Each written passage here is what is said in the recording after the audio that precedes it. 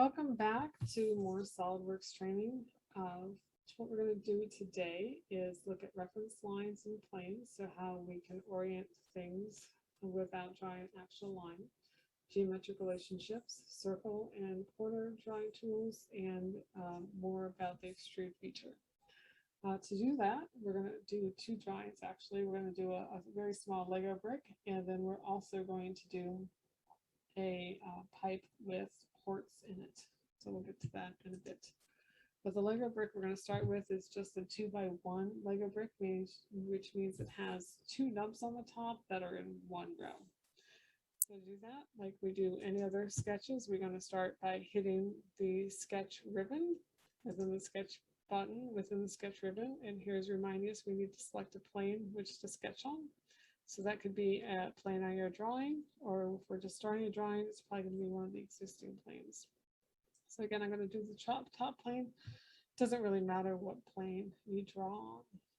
Okay, so the Lego bricks are typically rectangular in shape. So I'm going to start with the center rectangle, and again, hover over the center till I see that center relationship and draw a rectangle.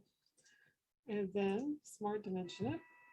The dimensions on the top, the directions say, are 16 by 8 millimeter. So this long dimension is 16. So again, I hover over till it turns orange, then select it and type in 16. This other one is 8. So hover over it till it turns orange and pull it out and hit 8. Then I hit the check mark button again. And now I have my 16 by 8. So you can either choose to exit sketch or not. I don't usually bother. It's an extra button push. Now we want to extrude that. And so to extrude it, I hit the extrude button in the features menu. And I only want to extrude it up to 1 because Lego bricks are typically hollow. And so we're going to draw really how it actually is. So to make it hollow, we're just going to make that thin top layer of the brick. Okay, so now that I got the 1 typed in there, hit the check mark, and now I have a nice little rectangular brick we can zoom to fit there. Now we got to get those 2 nubs on there, but we need those nubs to be centered right to left, and we need to position them based on the center of where those nubs are. So to do that, I need to draw a center line on top of my little slab here. To do that, I need to make a new sketch on the top. So I go to the sketch ribbon and hit sketch, and I want to draw on that top surface. So the first line I want to draw is going to be a vertical line. So I'm going to use the line tool, which we haven't used. And so we have a couple options here. We can hit line and then turn it to a center line, or since it's pretty popular, we're going to draw a center line, but I'll show you both ways to do it. So if I select line, I just want to select out here in space somewhere and be able to draw straight down. You notice that if I'm at an angle, I don't get any little yellow reference highlight, but if I go straight down, you'll notice that there's that little yellow mark by the pencil indicating I'm drawing a line straight down. And that's in fact what I want to do. Okay, then I hit the escape key and notice that it wants to keep drawing lines, and I don't want to keep drawing lines. So this is a tool you could also use to draw any polygon. You could use it to draw a rectangle as well. So I hit the escape tool to kind of close that out, but you notice it closed it all the way out. So I want to change that to a center line. So I just collect that again and then change it to a for construction. And now you can see that it has the dashed lines on it. You notice I have the line hanging out both sides because I don't want it, I just want it there. I don't want it necessarily linked to one of the sides. Okay, so now we got the center line in. We got to figure out where it should be. So where it should be is 40 millimeters or 4 centimeters from the edge. And to place that, I need to hit the Smart Dimension button, hover over the side till it turns yellow, orange, click on it, hold down the Control key, move my cursor over to where it turns orange, and click both of those. And we got a close guess, but not quite. So then click the dimension and hit 4.0, Don't have to have the extra zeros in there, but it doesn't hurt. So we want that 4 millimeters over. And then I want to draw a circle. Now we could draw a line in the center, but you'll see how SOLIDWORKS gives us a hint that we're drawing in the center. So we're going to draw a circle, and you notice that as we move around, we get hints from SOLIDWORKS that we're at specific points. So you notice that if I'm at the center of that line, you know, if I'm in line with the origin, it tells me that with that little yellow dot. The little yellow indicator says that I am centered with the origin and on that line. There's two references. I'm in line with the origin and I'm on that line. So I'm going to go ahead and click that point, and we can even zoom in on that point.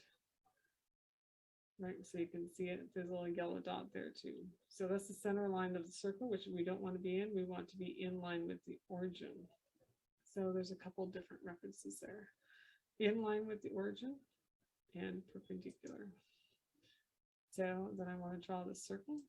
I'm going to zoom out again because I want the circle bigger than that. Okay, and then the next step is, of course, to smart dimension that circle.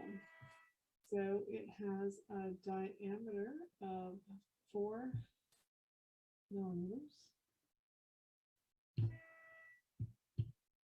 Okay, smart dimension, and I can just click any side of the circle and bring that out.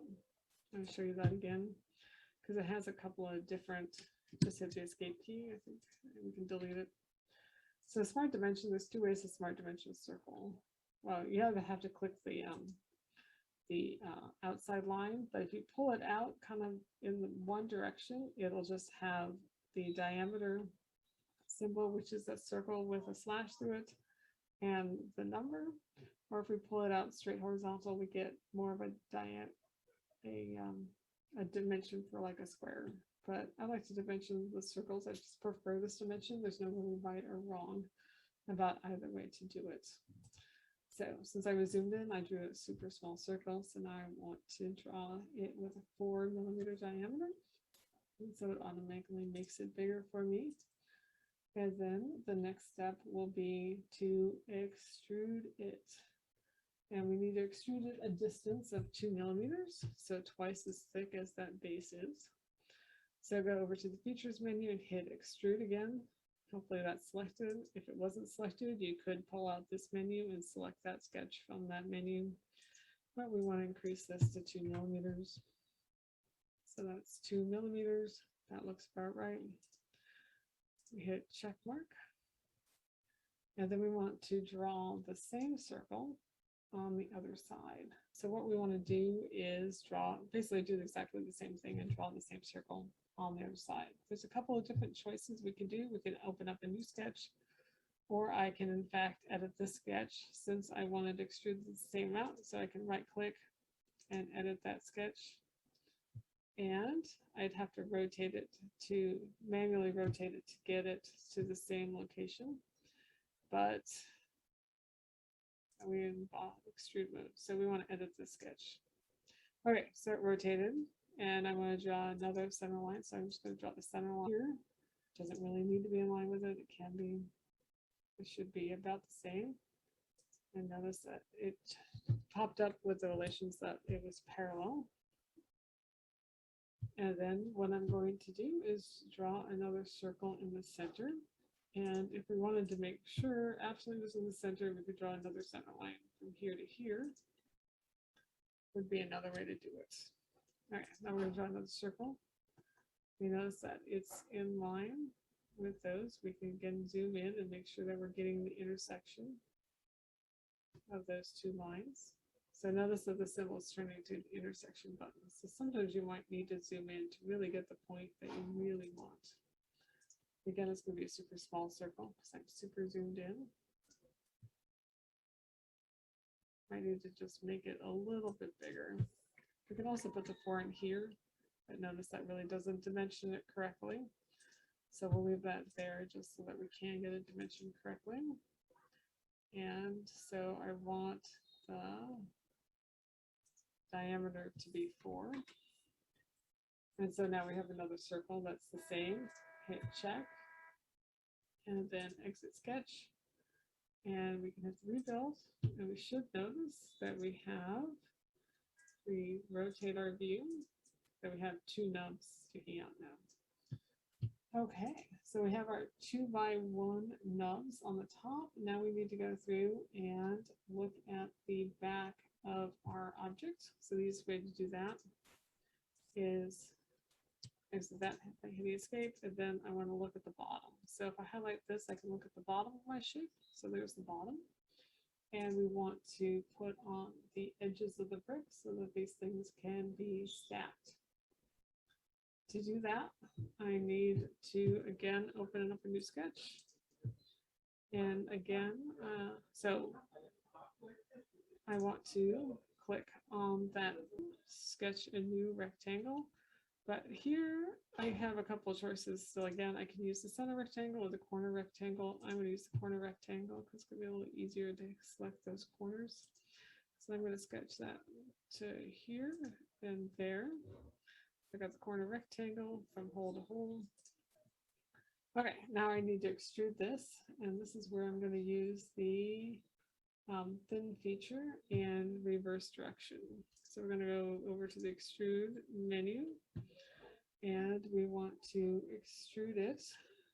I'm going to reverse the direction. I'm going to rotate this a little bit so you can see what's going on. So we can see the two directions, right? So I want it to go down, make sure it's coming down, and it needs to come 2 millimeters thick, which is, since I just did a 2 millimeter thick feature, that's where we're at. And then I actually want to make it hollow on the inside. To do that, I hit the thin feature, and it's sticking out. So if I hit the reverse direction, it should, I was confused with this big number. So we need to type in there 1 millimeter. So I'm just going to get rid of the 1, 0. And so now I have a thin feature that's 1 millimeter. Notice it didn't do it correctly when it was so thick. And so we can rotate the view, and you can see that there's basically a 1 millimeter thick shell that is extruded out 2 millimeters. Okay, that looks about right. So we hit done with that. And the last feature we need is to firmly hold things in place. We need to put a little circle nub on the bottom of this brick. So I'm going to enter the sketch one more time. I'm going to select going on that base of the Lego brick, and then we're going to sketch a circle. Since this one is at the origin, I'm just going to use that reference point that's already there.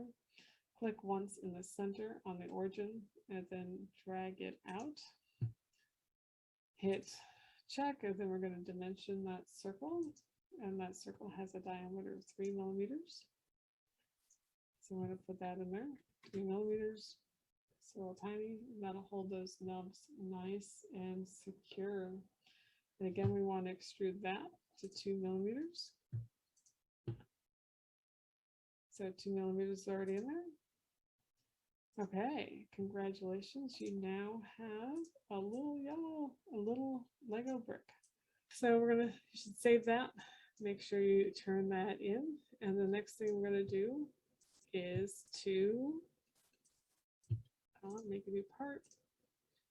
And the next thing we're going to do is the pipe. So pipes I tend to draw on the side view just because I think of them going more horizontal. But there's nothing to say you can't draw it on the top view.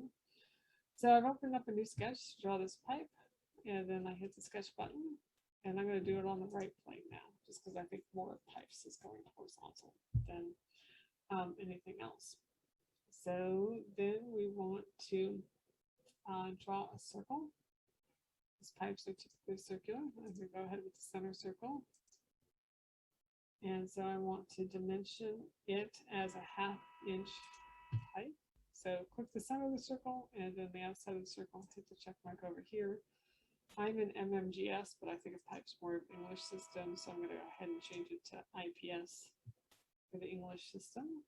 And then we're going to smart dimension it as a 1/2 inch pipe. So again, click Smart Dimension, then click the outside of the circle. It's not wanting to select correctly. Make sure we're in edit mode for that sketch. And then I'm going to dimension it at ½ inch, so 0.5 inches. Notice it doesn't change the size much because it doesn't know what scaling you're working with, but that will be a ½ inch pipe. So we want to then extrude this pipe, and again we're going to use that thin features. So extrude boss base, extrude my pipe, and I want it to be like a 4-inch pipe total, but we're going to use both directions this time. So we're going to have 2 inches in one direction,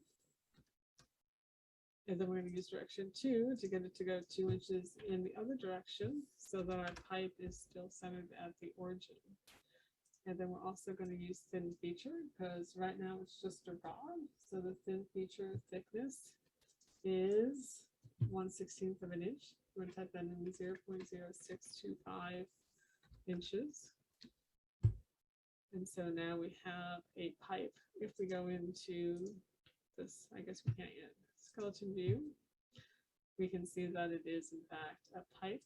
We can do zoom to fit, and then we can change that back to a solid view. So it should look like a pipe. Now we want to draw ports coming out of the top of it, basically at a right angle to this pipe. So to do that, I need to create a reference plane offset so I have something to draw on. To create this reference plane, I need to expand the toolbar here. So this gives us even more tools. And then go into Tools and our Insert Reference Geometry and a plane. So this gives us some more features. So basically I can reference a plane to 3 other planes, but I really just want to make an offset from the top plane. So what I do is then select down here the first reference. Now you need to go in here. I can hover over the different planes and see them. So if I want I could do the front plane or the top plane. The only one that really won't work is the right plane. But I want a plane running along the length of the pipe at the edge of the pipe that I can draw on. So I'm going to select the top plane as my reference. And then I'm asked for how much I want it offset. And so it doesn't really matter exactly how far offset you are. You just want to be outside of the pipe. So to be really at the edge of the pipe, since it's a ½ inch pipe, it needs to be a big number, at least 0.25 inches in order to be outside of the pipe. So we could add other references, but that's all we really need. And so that plane should move up to the edge of the pipe. Looks like I need it a little bit bigger. So I'm going to edit that feature again. Focus offset is 0.1, so 0.25 should offset it to about the top of the pipe. 1.5. So it's well above the pipe, and if I rotate the view, you can see exactly where it's at. And if I edit the feature again, because we really just want it right on the top of the pipe would be nice. 0.3 gets us about there. Okay. So we can zoom to fit. You can look and see that it's right on top of the pipe, maybe even a little close still.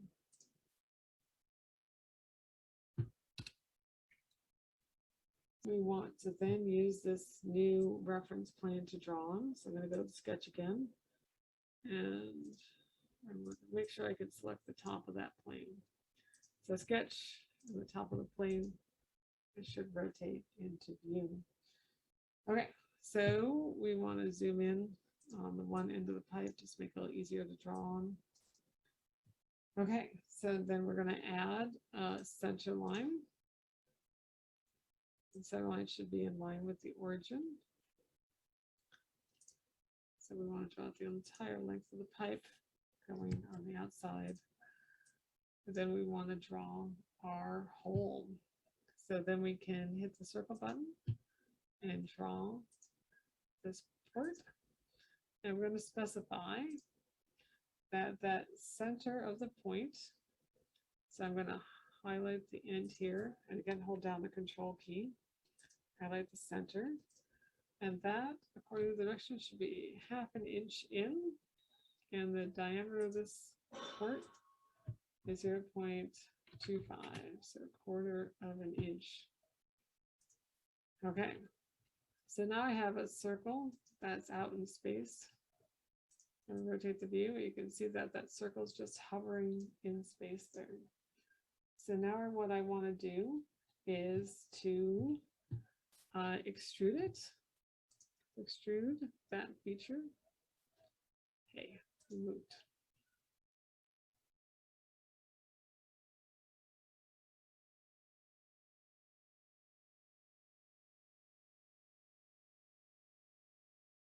We'll rotate it so I can see it. And you can see what it's doing. So right now it's just going up, but it's not a very good point if it doesn't go also down. So this is where we're also going to use the direction 2. And so I'm going to go up a little bit, 1/10 of an inch is fine. And then we want to go down, up to next. So I'm not going to use the thin feature to put the hole in, because the hole will not go through all the way if I do it here. I don't want it to go through everything, so I'm just going to hit the check mark. Make the port a little longer. Doesn't really matter. Okay. All right, so now I got a nub on here. To make it a real port, I need to then put a hole in it. So now I'm going to sketch another time, and so hit the sketch button. It says select the plane. I'm going to draw on the top of that little nub, and I want to zoom in on it, and I'm going to draw a circle. It should give me the reference geometry for getting centered. So when the circle turns orange, I'm at exactly the center of that circle. And so then I want to make the hole in the center at 0.185. So basically making the walls the same thickness as the thickness for the walls of the pipe. So 0.1875. So correct dimensions. And then go up here and hit extrude cut. And I want to cut up to next. So if we rotate this view, you can see that it's going to cut through the edges of the pipe, which you can really see if I turn it into skeleton view, that you see up to the next surface that encounters something different is going to cut a hole all the way into the pipe. So there we go. So now we have a pipe with a hole in it in skeleton view and in solid view. So we can rotate it in, rotate the view, and we can look in, and we can see that we're looking into the hole that we've created. And that is the part, a pipe with a port on it. So go ahead and save it, and then you'll be good to go to turn that part in.